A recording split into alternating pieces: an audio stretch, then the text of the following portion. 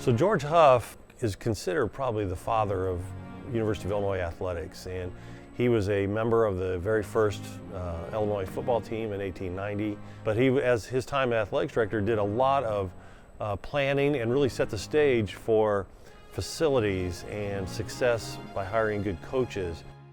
George Huff actually started what was called the College of Coaches, and it was a curriculum where young men around the state or around the country who wanted to get into coaching came here for an in-depth curriculum of learning how things to do to be successful. And I would attest that much of that led to a lot of the Illinois athletic success in the 30s, 40s, 50s, as all those coaches got their degrees in coaching here and then went and coached in high schools around the state of Illinois, and oftentimes would send their athletes back here.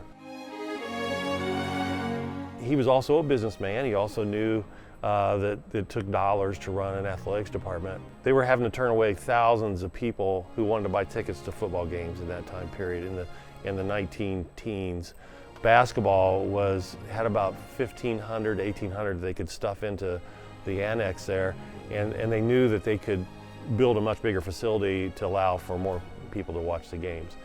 And so that's where he started the idea of building a much larger football stadium, which turned into Memorial Stadium, that opened in 1924, and then also the building of what then was called New Gymnasium, which later became Huff Gymnasium, and it opened in 1925.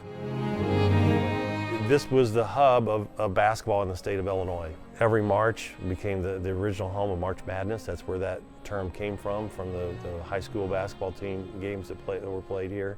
And that carried over to a lot of those young men coming and playing basketball here. And Illinois was very successful. They won 75% of the games that they played here over those 38 seasons. And so there was a lot of success that happened here.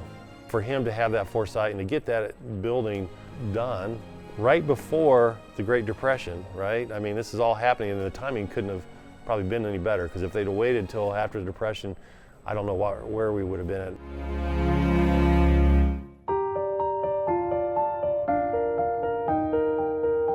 Seward Staley hired a professor from Springfield College named Thomas K. Curitin, who's more familiarly known as T.K. Curitin.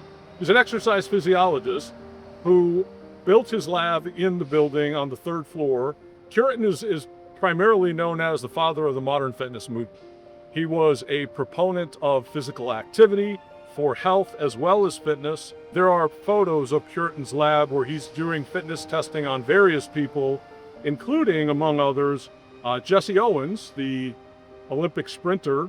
And it's really kind of the foundation of what we see even today, and understanding the importance of and the impact of being not just physically fit, but just being physically active.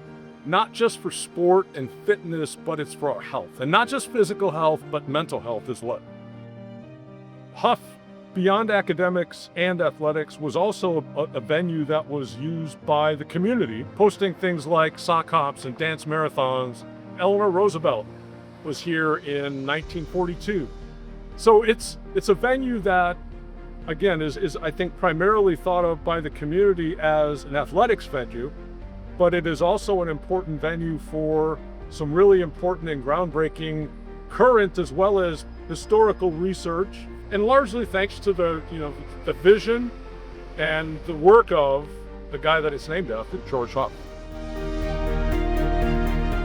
I like the fact that we're able to use a building that's 100 years old.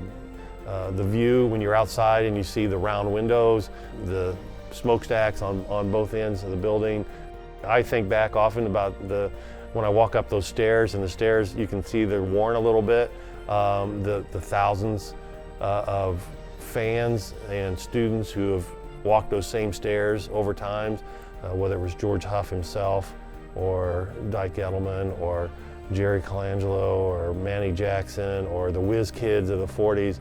The people who experienced that will tell you that there's no place like it over the last 100 years. And I don't see it going away. I don't think this building's going to go away for a while.